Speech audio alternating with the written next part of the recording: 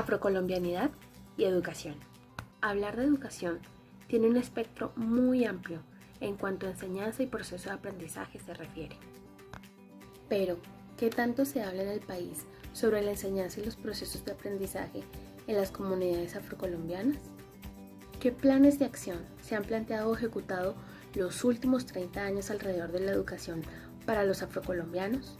Y por supuesto que para dar una respuesta certera a estos interrogantes, hemos consultado algunos artículos periodísticos, portales gubernamentales y noticias televisivas en donde se hable o mencionen proyectos educativos donde se cumplan las demandas educativas de estas comunidades.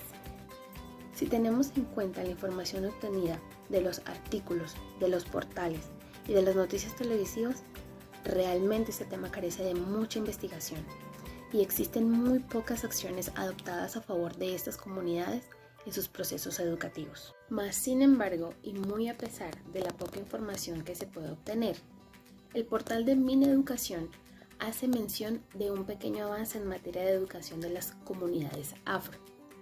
Estas están planteadas desde 3 dimensiones distintas, las cuales mencionaré a continuación. La primera dimensión que plantea el Gobierno Nacional se centra en la dimensión de la educación autónoma, que se centra en el rescate de la cultura vernácula a partir de la lengua palenquera y está dirigida a las comunidades de San Basilio de Palenque. La segunda dimensión tiene que ver con la educación para la competitividad, donde el gobierno ha creado un fondo de créditos condonables para estudiantes afro de bajos recursos económicos y de buen desempeño académico. Y finalmente está la dimensión de la educación intercultural, que se ha presentado bajo lineamientos de política de etnoeducación. Estas dimensiones mencionadas por el Ministerio de Educación vienen amparadas desde la Ley 70 de 1993, que es la ley de las comunidades negras y que se supone fue creada para dar inserción a las personas afro a la sociedad. Si bien se debe reconocer que el Gobierno Nacional intenta dar herramientas para el mayor desarrollo posible de la educación en estas comunidades, la realidad está lejos de parecerse a lo que Mineducación plantea lograr en sus estrategias para cumplir estos propósitos. La educación de estas comunidades ha sido durante años vulnerada a causa de factores gigantescos de pobreza, corrupción y poca inversión en educación.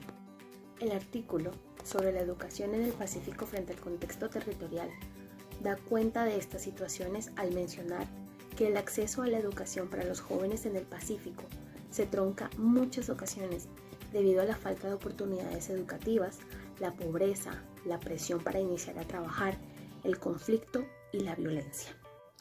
Pero a todas estas, ¿cuáles serían las soluciones considerables para este contexto en el que viven la gran mayoría de comunidades afro del país, teniendo en cuenta especial atención en los jóvenes de la actualidad?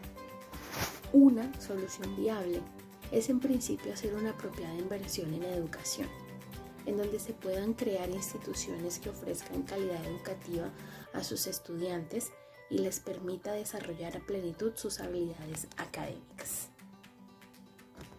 El aprovechamiento de estas habilidades en procesos pedagógicos tendrá como resultado un crecimiento social en cuanto a equidad, igualdad, dignificación y crecimiento económico, que a largo plazo se traduce en erradicación de la pobreza. En conclusión, hacen falta cambios de trasfondo político y social para que la educación en estas comunidades logre tener un efecto positivo, que a largo plazo permita un adecuado crecimiento de la equidad y reconozca las bondades de las comunidades afrocolombianas.